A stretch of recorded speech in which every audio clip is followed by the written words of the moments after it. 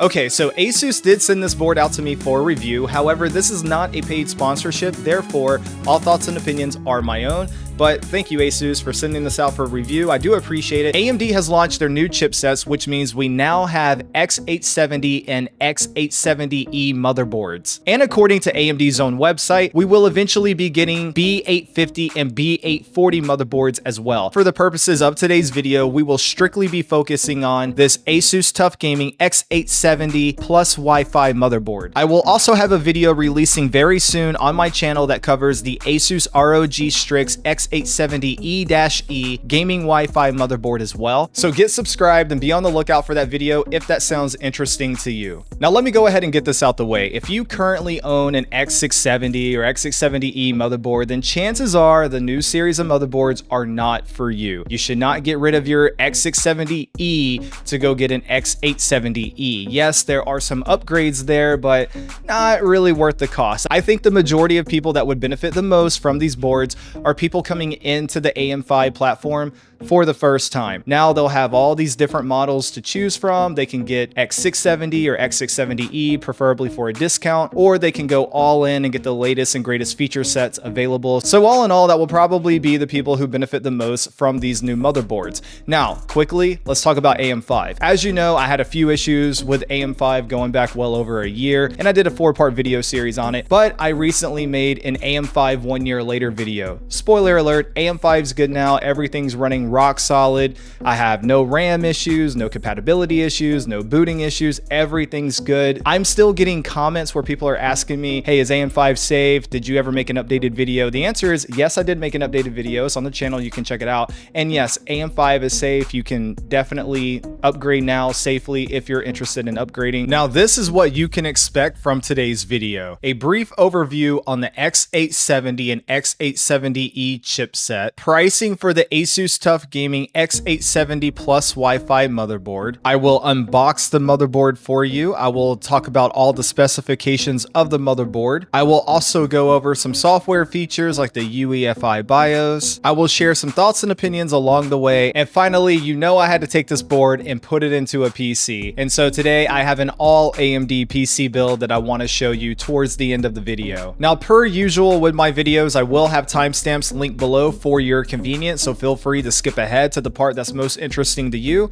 But now let's talk about a brief overview of the X870 and X870E chipsets. Okay, the X870 and X870E chipsets have support for the AMD Ryzen 7000, 8000, and 9000 series CPUs, and any CPUs beyond that that will also be supported on the AM5 platform. Both X870 and X870E have support for PCIe 5.0 and Gen 5 M.2 NVMe SSDs. Both have support for overclocking for your Ryzen CPU. USB 4.0 support is now standard on all motherboards. Now, the main difference between X870 and X870E is the total usable lanes and overall port connectivity. And finally, X870E has 2 chipsets, whereas X870 only has 1. Therefore, X870E is the more feature-rich option of the 2 options available. And now for the people who really want every little detail, here is a block diagram of the X870 chipset. I will not be covering this. You are welcome to pause the video and zoom in or refer to my sources down below in the video description. Okay, so the price of the Asus TUF Gaming X870 plus Wi-Fi motherboard is a US MSRP of $309.99. However, at the time of filming, if you go to Newegg and purchase it there, they are bundling in a free DDR5 memory kit included with the purchase of this motherboard. This memory kit has a value of its own of around $97, give or take, and the memory kit is 32 gigabytes total, and it is rated for a speed of 6400 MTs. Now, before I even filmed this video, I was already getting comments from people in the Discord server and even comments on YouTube complaining about prices of motherboards in general, not necessarily one company or the other, but just in general. And yeah, I definitely think prices of motherboards have gotten more expensive over the last several years, and we can definitely debate why that is and all the different factors going into it. But that's why I wanted to point out that RAM kit, because anytime you're buying a PC component these days, always check as many retailers as you can. Look for those bundle deals, look for open boxes, look for any way to save a little bit of money. In a lot of cases, you can get free games and things of of that nature depending on the product you're purchasing. So if you hear a price and you're turned off by it, just know that there are deals out there to be had. Now definitely keep the pricing in your head as we start to talk about all the different features that the TUF Gaming motherboard has to offer. Okay, and now for the unboxing, here's what comes in the box. You obviously get the Asus TUF Gaming X870 plus Wi-Fi motherboard. You get two SATA 6 gigabit cables. You get one Wi-Fi Q antenna, two M.2 rubber packages, one screw package for an M.2 SSD. You get one sticker pack and a quick start guide. And now I'm going to switch over and talk about the specifications and features of the motherboard. I will try to be as descriptive as I can,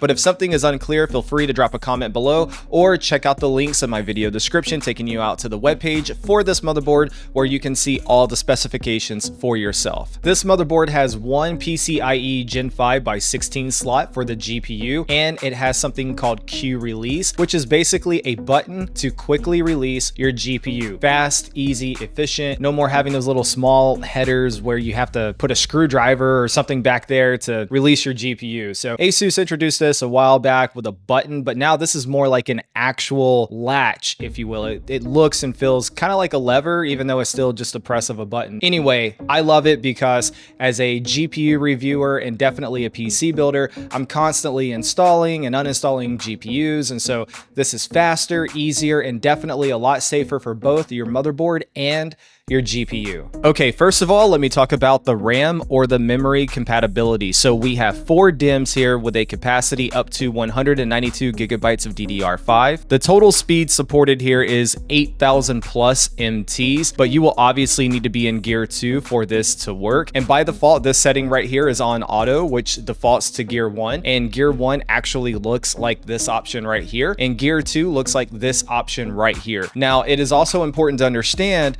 that memory speed is always subject to not just the motherboard, but also the quality of your RAM and your CPU's memory controller. Additionally, the TUF Gaming X870 Plus Wi-Fi has support for AMD extended profiles for overclocking, which is simply known as AMD Expo. Additionally, with this motherboard, Asus is offering their special technology that they're calling AEMP, which stands for Asus Enhanced Memory Profile. Basically, what this means, if you happen to buy a DDR5 memory kit that has no overclocking profiles on it whatsoever, then you can enable AEMP, and what this will do is go through and auto overclock the DDR5 memory speeds for you. And basically what that means is that you're getting free extra overclocking performance with the memory kit at the push of a button, because the system is auto overclocking it for you to a level that the system believes is safe. So it's not necessarily the maximum level that you could get if you went in and fine-tuned it yourself, but it is a level that is better than what you're getting just standard out of the box. Next up, I want to talk about the Q-DIMM technology. And basically what this is that there is an LED light that will turn on and tell you there is a problem with your RAM if you have not properly installed it. And for those of you who may not know, you need to start with slots A2 and B2, and that is clearly labeled on the motherboard, so it's right there for you to see. But if you do try to install 2 sticks of RAM, and let's say, for example, you didn't push down all the way, then there is a light that will turn on telling you that your RAM is not properly installed. Now, in my testing, I did discover that it is only checking for 1 bootable stick of RAM. What that means is that you can boot and post and all of that good stuff. You won't have any problems, but whenever you get into your Windows, if you're expecting to have 32 gigabytes of RAM, 16 might only show. If you're expecting to have 2 sticks showing up, maybe only 1 stick will show. And so you will still have to check in your software that both sticks of RAM are being registered. But from a hardware standpoint, if you start with 2 sticks of RAM and both are not properly seated, then there's a light there to catch you and let you know, hey, you made a mistake. And if you only start with 1 stick of RAM, if it's not properly seated, again, it will tell you there's a problem with your RAM install. I love this feature. I cannot speak highly enough of it, especially for first-time PC builders who are scared that they're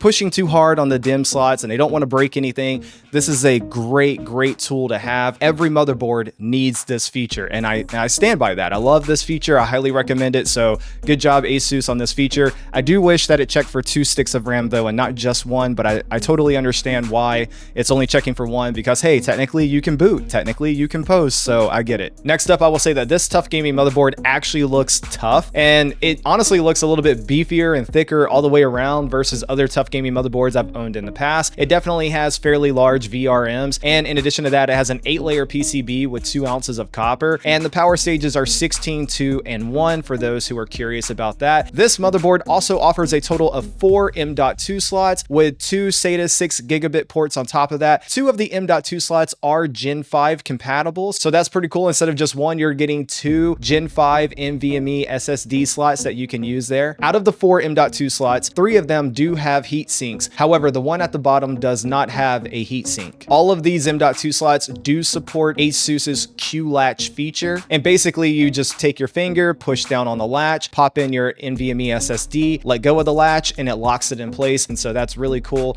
And so Asus is calling all these little features Q something, Q-DIMM, Q-LED, Q-Antenna, Q-Latch, and the list goes on and on. Speaking of Q-Antenna, this motherboard does support Wi-Fi 7 with Q-Antenna support on the back. It also has Bluetooth 5.4. Additionally, Asus is claiming that they have overhauled the CPU and 24-pin power connectors. They are now calling these ProCool power connectors. Basically, the pins are thicker and the housing around the pins is also noticeably thicker as well. This motherboard also offers Q-LED, so this is just your standard debug lights to let you know if you're having a problem posting. Asus also added a TPU Micro controller for additional CPU logging, and this is pretty cool. We'll talk about this a little bit more later in the video, but yeah, basically there's a microcontroller there that logs a lot more information about your CPU now, and you're actually able to see this information in the BIOS, which is pretty cool. And so we're going to talk a little bit more about that here in just a moment. Additionally, this motherboard does offer edge lighting, and I do think it looks pretty good for what it is. I even turned out all the lights just to see how bright it would get, but overall I definitely think the edge lighting looks great. This motherboard also offers 2 USB 2.0 headers, and so that's going to be some extra connections there if you're using RGB controllers or anything like that. Additionally, Asus did add an optional OPT temp sensor, so basically if you're into water cooling, you're going to know what this means. If you're not into water cooling, then you're probably not going to use it anyway, but it's there if you're interested in having it. Additionally, this motherboard does have a front panel 20 gigabit USB port that does support fast charging. And just for a brief moment, I will have the whole motherboard here on the screen for you to see, so you can stop, pause, zoom in, look at all the different headers for your reference. Again, there's links in the video description to take you out to the website so you can learn anything you possibly want to know about this motherboard. But now let's switch over and talk about the I/O. Okay, so looking at the I/O, we have an integrated I/O shield. There is a total of 10 USB ports. You have 2 40 gigabit USB-C ports, 3 10 gigabit USB ports, 4 5 gigabit USB ports, and 1 USB 2.0 port. You also have 1 2.5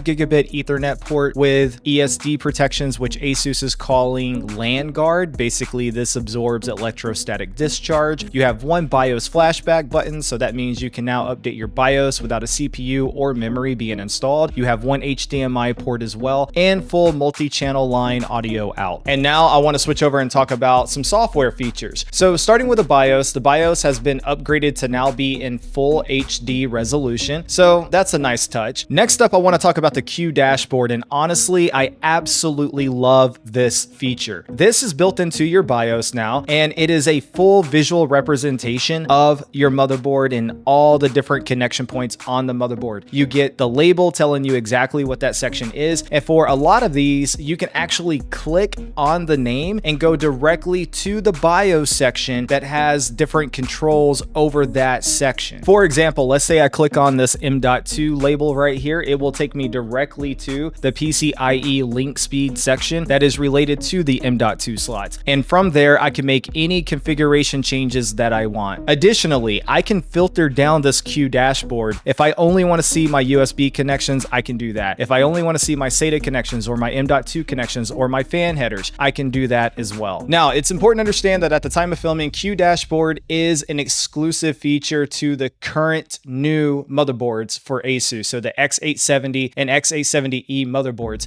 Asus has not yet confirmed if they will ever roll Q dashboard out to older models. I assume they probably will, but yeah, for now, that is an exclusive feature. Now moving on and talking about Driverhub. So now whenever you purchase a new Asus motherboard, as soon as you install Windows and load in, by default, you will be prompted to install an application called Driverhub. Now, when you install this application, it's basically just a web page, and from there, it scans your system, and that will provide you all of your drivers. So So now you don't have to work with Armory Crate, and you don't have to go to Asus's website directly and find your specific model and start downloading everything. This app automatically just scans your system and says, here's your LAN driver, here's your Wi-Fi driver, here's your Bluetooth driver. In Driverhub, not only can you see pending updates, but you can also see previous things that you have installed on your system. You can also see your system information pertaining to your hardware. And not to mention, there are some tools there that are optional that you can install. Personally, I love Driverhub. I think it's faster than Armory Crate or going to the website and manually downloading your drivers that way. Also, I think it's cleaner. For me, I like Driverhub. That's a good addition. Okay, a couple of more points and then we will start to close this out because I know the video is starting to get a little bit long. Do you remember that microcontroller I talked about earlier in the video?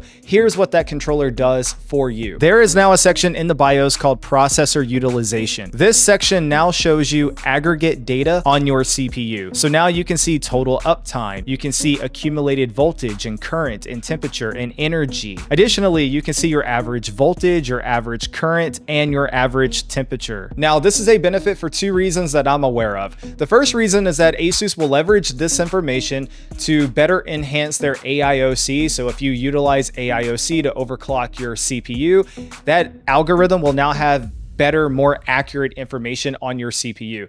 Secondly, you can look at this information over time to see, okay, is there any type of CPU degradation? Are my temps getting worse? Are they getting better? Am I drawing more current? Am I drawing more voltage? And now you can have a better understanding of what your system is actually doing over time. Okay, so I mentioned AiOC. Now let's talk about it a little bit more. So AiOC is Asus's automatic overclocking algorithm that will be applied to your CPU. Basically, it looks at your CPU score or your overall CPU quality. It looks at your cooler quality or your cooler score that is assigned to it by the system. And then it takes into consideration your motherboard quality, things like heat sinks and VRMs and just overall motherboard capabilities. And from there, it produces an algorithm and says, hey, we think we can safely overclock this CPU to X amount or whatever. And here's an example of that. So here is me playing Spider-Man Remastered, and this is just normal stock out of the box default settings, and you can see we peak at 5500 megahertz, but we never go over it. And in fact, most of the time we are actually somewhere below that in our gameplay. And now after enabling AiOC, you can see that we are now above 5500 megahertz more often than not. So that is a little bit of an overclock there. Now, again, it's not some type of radical performance improvement or anything like that, but it is more performance, and it was all at the push of a button. So again, going back to what I said earlier,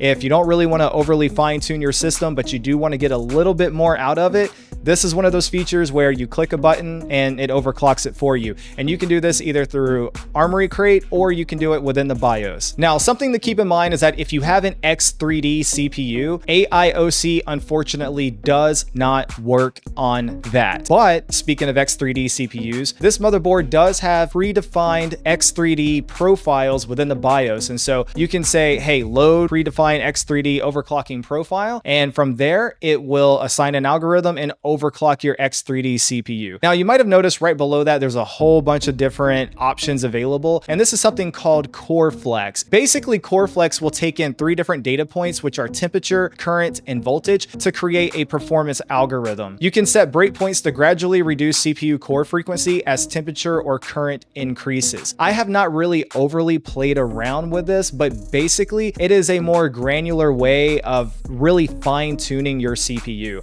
Another thing you can play with too here is dynamic OC, and it's basically what it sounds like. So you can overclock your CPU, or you can set up overclocking profiles for your CPU, and you can say, if I'm doing a heavy workload, I want you to use my multi-threaded overclock, but if I'm using a gaming workload, for example, then I want to use my single-threaded overclock, and the system will automatically determine based on some type of parameter that you set, okay, hey, we're doing multi-threaded workload now, okay, hey, we're doing single-threaded workload now, and then the overclock will switch between the 2 different profiles, and that can be set up automatically within the BIOS as well. Now, you will still have access to the curve optimizer that's been there basically for many years now for AMD CPUs, but now with this generation of AMD CPUs, you now have access to something called Curve Shaper. This is brand new for this generation. Now, Curve Shaper will give you 15 additional tunable points. This includes 5 regions and 3 different temperatures. Curve Shaper is basically a much more granular curve optimizer. Additionally, it can stacked on top of Curve Optimizer. This gives you more influence over your CPU's performance. If you want more information about how Curve Shaper works, then I would recommend a video by Scatterbencher. I'll have it linked below in my video description. Curve Shaper is something that's, again, brand new and very complex. As you can see, you can use it independently of Curve Optimizer, or you can use it on top of Curve Optimizer.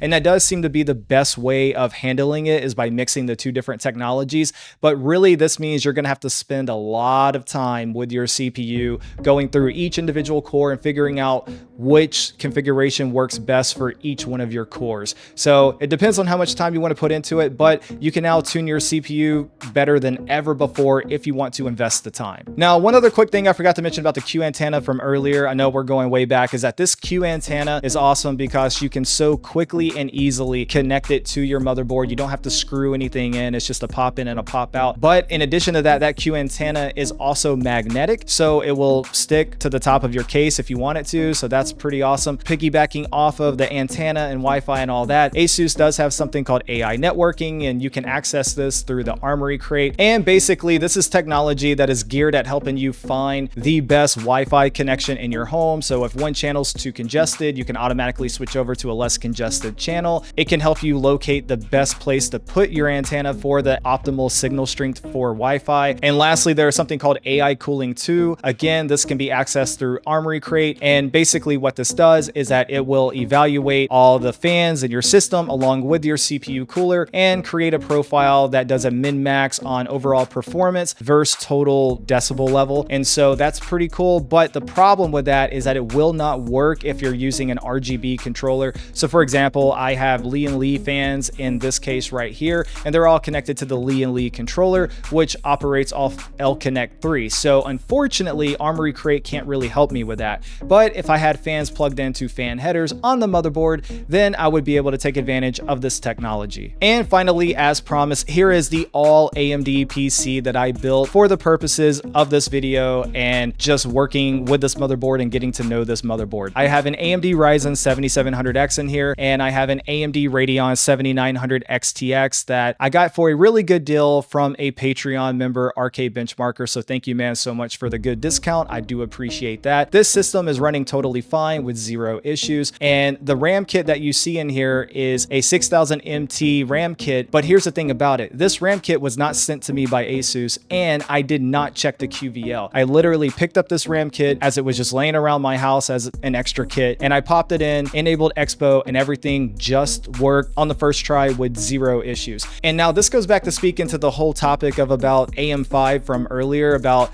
hey, is AM5 good now? Can you trust it? Yeah, everything is a lot better and things are a lot more compatible than ever before. And I think working with this motherboard is more proof of that, because brand new out of the box, I took the BIOS update that was sent to me by Asus, plugged everything in, and boom, it just worked. Okay, here are my final thoughts on this motherboard.